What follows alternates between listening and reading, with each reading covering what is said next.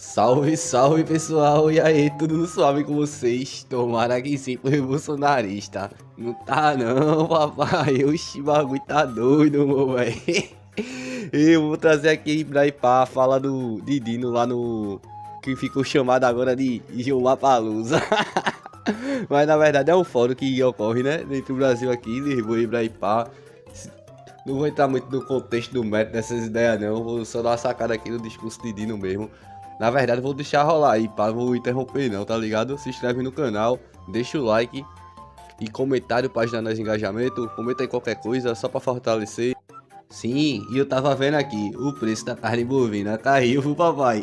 Oxi, é muito churrasco pra nós, fogo no gado, papai. Então, seguindo a ordem, eu dou a palavra ao Sr. Ministro do Supremo Tribunal Federal, professor Flávio Dino. Faz favor. Em primeiro lugar, minha saudação ao ilustre presidente dessa mesa, o professor Dr. José Luiz, e na sua pessoa cumprimento todos os colegas de painel que aqui se encontram.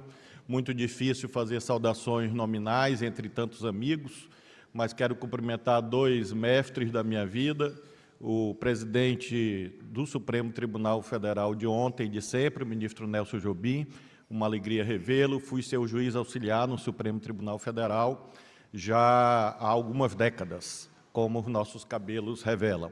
E saudar também o eminente ministro Gilmar Mendes, cumprimentá-lo, junto com o ministro Salomão, pela iniciativa do Fórum, por mantê-lo, esse importante encontro que se realiza já na sua 12ª edição, com tantos produtos fundamentais para o Brasil.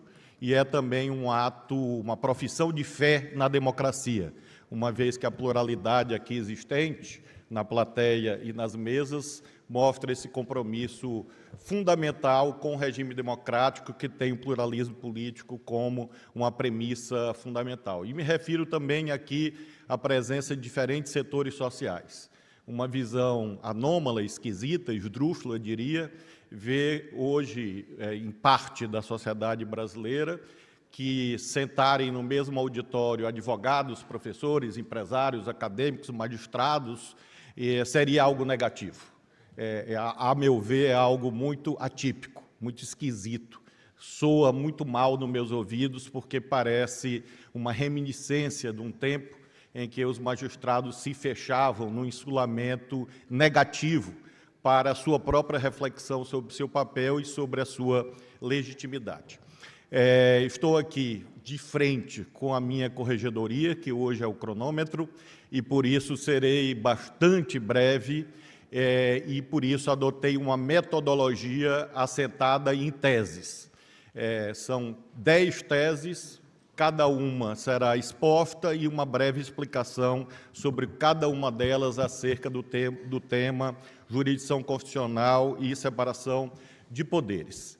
Eu quero dizer às senhoras e aos senhores que, nesse momento, nós estamos recentemente transpondo mais uma tentativa de golpe de Estado armado na América Latina.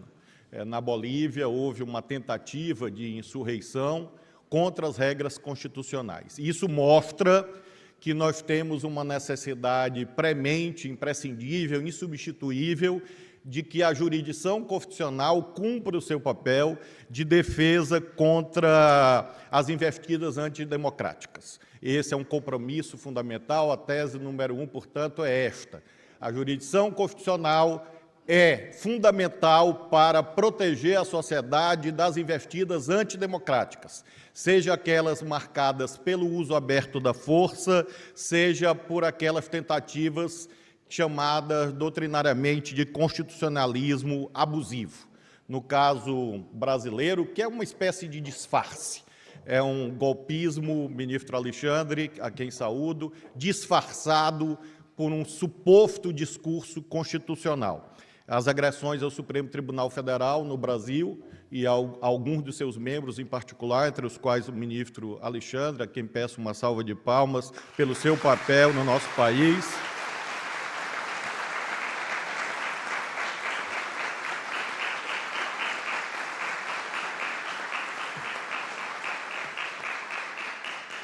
e sempre realço aquilo que eu aprendi com a ministra Rosa Weber, minha ilustre antecessora. O Alexandre, o Gilmar e outros colegas do Supremo fazem o que fazem porque eles são a expressão do colegiado.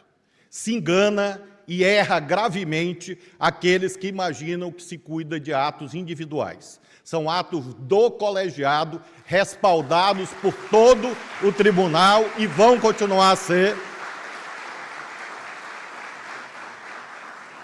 combinando a necessária firmeza inerente ao uso coercitivo do sistema jurídico com a doçura possível, com o consenso possível.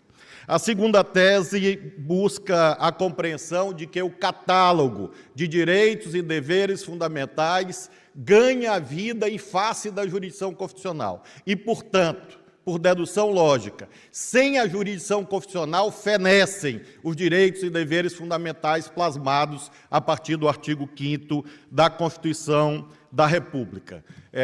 O constitucionalismo e a jurisdição constitucional no nosso país e em outros países é que dá vida, vivifica, dá realmente concretude à literalidade generosa das normas consagradoras de direitos. A tese número 3. Um debate que ressurgiu, a meu ver, também de modo atípico, acerca da legitimidade, professora Marilda, do Poder Judiciário em face das regras da democracia. Me sinto obrigado a, evocando José Martí, dizer que todo aquele que repete uma verdade diz uma novidade. Então, repitamos a verdade aparentemente despicienda, mas não é. O mesmo padrão qualitativo de legitimidade democrática que marca os poderes políticos do Estado, o Executivo, o Legislativo, está presente no Poder Judiciário. São legitimidades de diferentes naturezas, mas não são legitimidades hierarquizadas. Uma deriva da delegação direta da soberania popular, a outra deriva dos critérios eleitos pela democracia moderna, em que a Constituição reveste o Poder Judiciário de legitimidade própria e de igual patamar em relação aos poderes políticos do Estado. Esse tema vem sendo fortemente questionado naquilo que é o maior sucesso de todos os tempos da última semana, que é a ideia da judicialização da política como sendo algo evitável ou negativo ou fruto de voluntarismo individual deste ou daquele magistrado. Assim não é. É, na verdade, um imperativo constitucional. E nós temos muitos exemplos em que o Supremo tem procurado exatamente compreender essa legitimidade sua, que não é menor nem maior do que a dos demais poderes, entre os quais a busca da afirmação do diálogo entre os poderes como caminho para a solução de controvérsias. Nós temos toda a técnica dos processos estruturais se consolidando no nosso país, nós temos a tese da repercussão geral 698, que preconiza que o judiciário busque soluções consensuais, visando a concretização de políticas públicas, e eu mesmo, nessa curtíssima experiência de 4 meses, tenho procurado agir segundo esses cânones, a exemplo da audiência de conciliação que recentemente designei para conversarmos, os 3 poderes e outros órgãos constitucionais, acerca do chamado orçamento secreto, um dos mais tormentosos temas institucionais hoje no nosso país, e a busca de conciliação no dia 1º de agosto me parece a comprovação empírica, entre outras tantas, dessa atitude de reconhecimento das legitimidades recíprocas entre os vários poderes do Estado. Tese 4. Nós temos um compromisso com os valores universalistas. Nesse tempo do ultraindividualismo, dos particularismos, nós precisamos lembrar dos paradigmas de estruturação da sociedade, não só no Ocidente, mas, sobretudo, nos últimos séculos. Razão, busca de valores consagrados na fórmula política da Revolução Francesa, de liberdade, igualdade, fraternidade, e uma perspectiva universalista para que nós possamos quebrar uma das maiores ameaças à sociabilidade e, por conseguinte, ao Estado democrático de direito, que é exatamente essa noção de salve-se quem puder. Então, nós precisamos afirmar que a jurisdição constitucional tem, sim, o dever de proteger as minorias, de fazer concordância prática entre os direitos fundamentais, porque isso é inerente ao pluralismo e é inerente ao papel contramajoritário das cortes. Mas nós temos também um compromisso indeclinável com os temas de interesse de toda a sociedade. Então, o universalismo é necessário para romper essa lógica de bolhas que as redes sociais fazem migrar para a vida concreta. Tese número 5, não existe antinomia entre substancialismo e procedimentalismo, assim como não existe antinomia entre ativismo e autocontenção. Na verdade, são atitudes metodológicas que são aplicáveis em cada contexto de acordo com a natureza da controvérsia e de acordo com a demanda da sociedade. Eu nunca vi nenhum ministro do Supremo Tribunal Federal ou do STJ, ou dos outros tribunais, saírem correndo pela Praça dos Três Poderes para catar um processo e colocar lá dentro. O problema é que, quando as situações conflituosas caminham por aquela praça e não encontram outra porta, acham o prédio do Supremo mais bonito, a rampa é menor, e lá eles entram. E lá chegando, nós não podemos jogar os problemas no mar ou no Lago Paranoá. E nós não podemos prevaricar. E é por isso que o Supremo Tribunal Federal, entre aspas, se mete em muita coisa. Eu diria, nós somos metidos em muita coisa, exatamente em face dessa conflagração que marca a sociedade brasileira, mas não só, nesse momento não tão glorioso das democracias no Ocidente. A tese, portanto, é aquela segundo a qual, para adotar uma postura procedimentalista, é preciso ter valores. O substancialismo é que suporta, é que dá sentido a uma atitude procedimentalista. E, portanto, se você defende valores da democracia, é claro que você é, de modo inexorável, procedimentalista. Mas ser procedimentalista não pode significar fingir que não está vendo. Ser procedimentalista não significa se omitir à vista das demandas que nos são apresentadas por empresas, por partidos, por governos estaduais, por diferentes segmentos sociais que recorrem ao Supremo Tribunal Federal, portanto, à jurisdição constitucional. A tese 6 é aquela segundo a qual não é verdade que o ativismo é sempre do bem. E não é verdade que a autocontenção é sempre do mal e vice-versa. Quem procura absolutizar essas concepções, na verdade, esquece passagens como a era Lochner na Corte Suprema dos Estados Unidos, em que o ativismo vinha para impedir direitos dos mais pobres. E deixa de lembrar passagens do nosso Supremo Tribunal Federal em que a autocontenção permitiu que uma brasileira grávida fosse entregue aos nazistas. O Supremo Tribunal Federal brasileiro tem essa passagem em que, por unanimidade, o habeas corpus de Olga Benário não foi conhecido, foi julgado improcedente.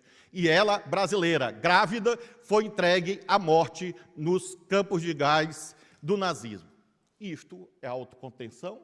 E isto seria do bem, por acaso?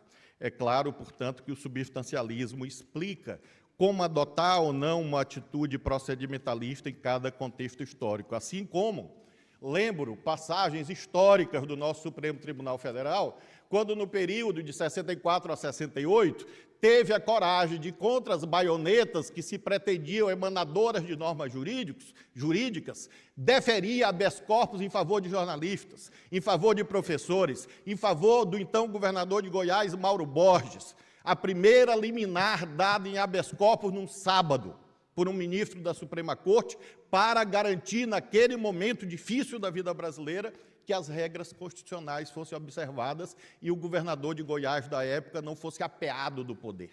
Isso é ativismo? Não, isso é cumprimento das regras constitucionais. A tese número 7, professor José Luiz, e caminho para o final, é que nós temos que entender o sentido de previsibilidade.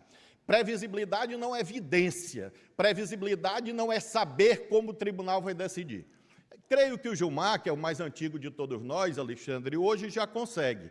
Eu lá tento adivinhar o resultado do julgamento e quase sempre erro, porque eu olho para os olhos dos meus colegas, vejo o seu histórico é doutrinário e jurisprudencial, e digo, vai dar 6-5, vai dar 7-4.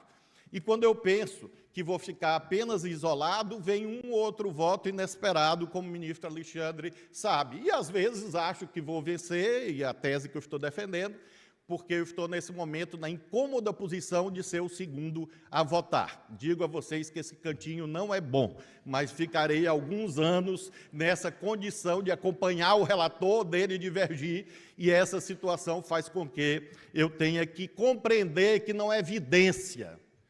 Previsibilidade significa, sobretudo, isonomia. Previsibilidade significa desenvolver no nosso país a doutrina dos precedentes. É conseguir, portanto, que nós consigamos, como Corte Constitucional, decidir menos para decidir mais. Decidir menos para decidir melhor, porque a concepção de precedentes, ainda em curso, ainda em desenvolvimento do nosso país, é que assegura a isonomia, é que assegura a previsibilidade, e esse é um papel fundamental das cortes de superposição no país. A antepenúltima tese.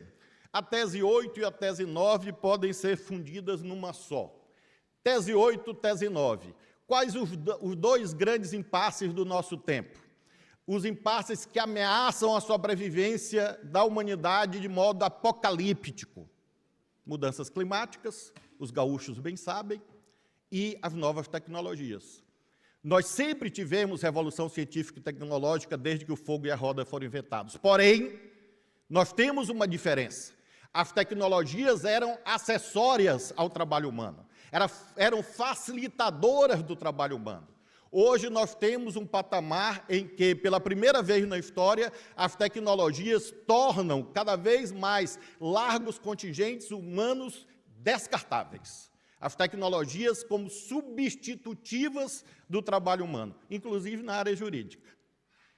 Eu temo o dia em que o magistrado vai submeter a sua decisão a uma ferramenta de inteligência artificial. Porque o viés de confirmação e o tecnodeterminismo é muito forte. Às vezes, nós estamos numa estrada, olhamos uma placa e a ferramenta diz outra coisa e nós ficamos em dúvida. Onde está a verdade? No nosso sentido ou na ferramenta? Imaginemos o magistrado que analise, raciocine, faça as operações silogísticas e lógicas necessárias e pergunte à inteligência artificial, eu estou certo? E a ferramenta diga, não, você está errado. Vai aumentar o trabalho dos psicólogos e psicanalistas, certamente. A mesma coisa se dá em relação às mudanças climáticas, em que a autorregulação não funciona. É preciso reconhecer isto. Há muitos âmbitos da vida em que a autorregulação é o único caminho. E há outras circunstâncias da vida em que a autorregulação não resolve. Porque nós estamos tratando de atividades humanas, que são atividades de poder. E a máxima aristotélica dos iluministas, de que o poder abusivo por natureza vale também para os poderes privados. E isto pode destruir a humanidade. Se houver a ilusão que uma internet ou uma inteligência artificial ética, legal no sentido jurídico, pode ser obtido apenas com a autorregulação. Não pode. E, por isso, os poderes do Estado têm um papel que não pode ser impeditivo do desenvolvimento tecnológico, mas, ao mesmo tempo, tem um papel fundamental para garantir uma regulação eficaz. O Poder Judiciário tem esse dever também. E a última tese com a qual eu concluo. Há um subproduto jurídico da chamada polarização política, ou do populismo autoritário, ou do extremismo, como queiram chamar. Esses fatores axiológicos, valorativos, políticos, ideológicos, fazem com que agências de deliberação, de deslinde, de controvérsias entrem em colapso. Vejam o parlamento. Qual a dificuldade do parlamento proceder ao deslinde de controvérsias e a vários parlamentares aqui? É porque é difícil ter debate. O parlamento brasileiro vive um momento em que a confrontação física se tornou, inclusive, método ordinário, no duplo sentido da palavra, de disputa política. E isto faz com que os temas não sejam resolvidos, porque não há ambiente. Às vezes, Gilmar, perguntam, meu amigo Salomão, por que fazer esse fórum em Lisboa? Eu respondo a vocês, porque talvez no Brasil fosse impossível fazer. Infelizmente. Infelizmente.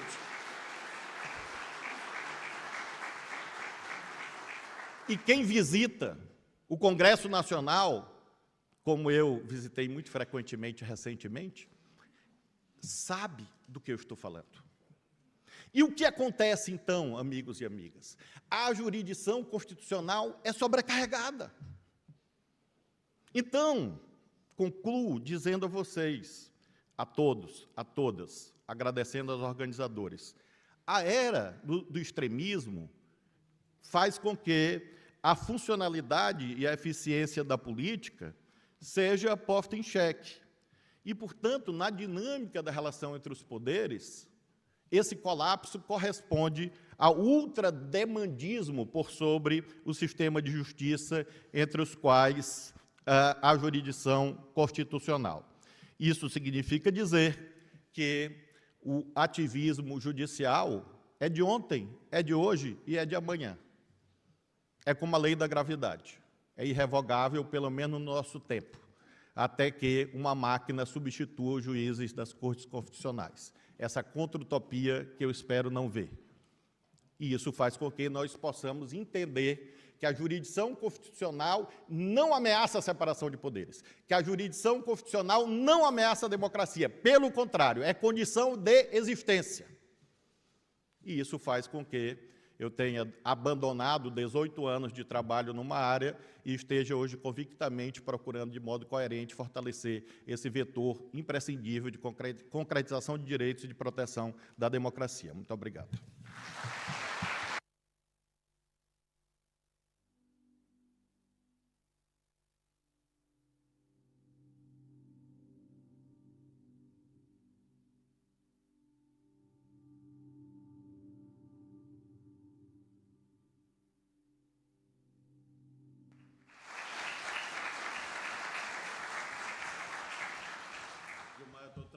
Gilmar, eu estou tranquilo, porque Alexandre disse foi bom. Eu não vou para nenhum inquérito. Muito obrigado, Ministro Flávio Dino. Ei, meu véi, já que assistiu até aqui, meu, muito obrigado, tá ligado? Se não apertou no like até agora, faz isso aí que vai acabar o vídeo, não vai ter nem como depois que sair do vídeo, tá ligado? Não. Se inscreve aí no canal se não for inscrito, com ativação de sininho e tudo mais. E comentário, mesmo que já tenha comentado, pô, na dúvida não soube comentar, joga um sem anistia aí nos comentários, já era, tá ligado? Não, que o gado já fica nervosinho, papai. Ei, rapaziada, tamo junto, até a próxima. É sem anistia pra golpista, tá ligado, né, papai? E sem saidinha também. Inscreva-se, curta e compartilhe. E se possível, manda um pix. Estou precisando muito e só o Bolsonaro que não precisa recebeu. Até a próxima!